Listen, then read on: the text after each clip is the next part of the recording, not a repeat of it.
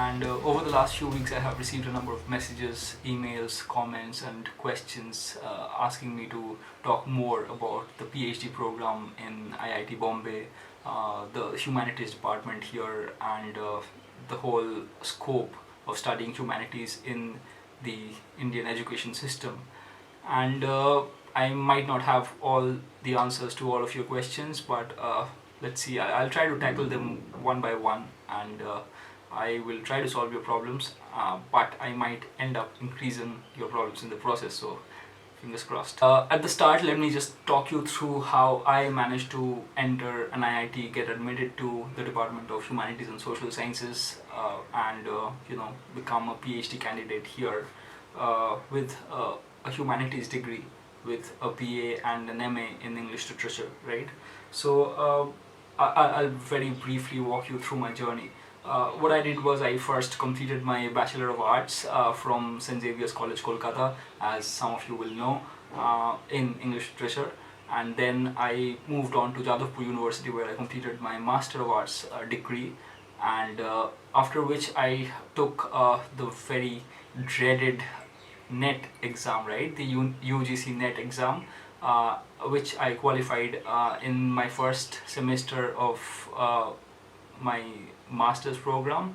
That was in 2019, the December of 2019, I still remember.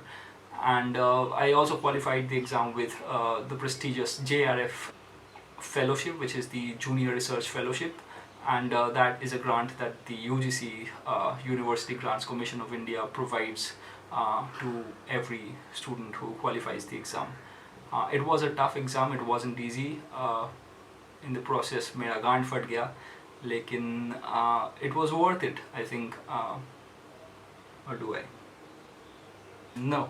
All jokes aside, after I took my JRF and NET exam, I submitted my proposal, my PhD proposal, to a lot of places, a lot of universities in India, a lot of English departments, right? And so some places they wholeheartedly accepted me. Some of them said my project was groundbreaking, but they could not admit me into the program because they did not have the required faculty, the expertise and the specialists in my area, because it's a slightly unconventional, sort of unheard of sort of area within the scope of English literature programs. So my project, if some of you are not aware, is about intellectual disabilities. So I study narratives of neurodivergence, autistic autobiographies to be precise, and I look at a lot of lived aspects of autistic experiential reality, like stimming, like masking, like scripting and all that. So what I did was I submitted my proposal to a lot of places. Then I did hear back from some other universities as well. I'm not going to name them here, but eventually I decided IIT Bombay would be the best place for me, because this is the kind of place that promotes interdisciplinary work, and my work, because it drew upon a lot of theoretical tenets from a number of multidisciplinary strands. I thought a place like IIT Bombay would be the best fit for me. There are a number of disciplinary strands within our department as a broader, bigger structure. So some of them would be English literature, philosophy, sociology, political science, history, you've got policy studies, economics, which is currently branching out and turning into a separate department. The department as a whole focuses on work that connects and bridges the disciplinary gap between two or more subjects, right? So coming to the scope of studying humanities within the education system of India, is there any scope though? I'm just kidding. There has got to be scope everywhere. And so PhD is not the only avenue that is open for you when you study arts in your +2. You can do a lot of other stuff.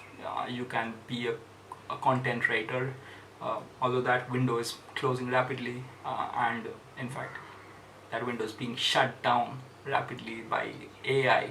So you're competing against, machines who do not bleed, who do not sweat, who do not cry, machines who do not need emotional investment, machines which do not require, you know, leaves because their family members are sick or whatever. I'm just messing with you. So that content writing is still an option, at least for the next few years. Then you got social media managers, content creators on YouTube and other platforms. You've got advertisement agencies, and you can always take the UPSC and the State Service Commission exams. You can become an IAS if you are, fond of that kind of a job. You can become an IFS or an IPS as well, or you can become a professor. You can take the NET and the JRF exam. You don't need a JRF typically to become a professor or a lecturer. You just need the NET qualification, which is the National Eligibility Test, right? And or you can also become a teacher in schools, private or government schools, after you complete your degree, and you take the you do the B.Ed, right? That's a Bachelor of Education degree. Or you can also become independent researchers, which is a kind of euphemism for berozgar. I'm just kidding. Independent researchers are the backbone of our society, because who am I fucking kidding? You don't get paid, and it's not a very sustainable sort of job in the long run, unless you can get supervisors or professors to, or companies to fund your project, and then leech on them for a while.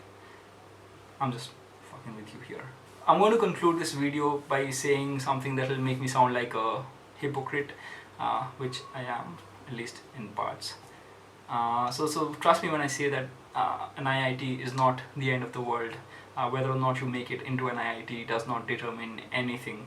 You can explore so many other avenues, engage in so many other inspiring, thrilling, exciting tasks, even if you do not ever make it into an IIT.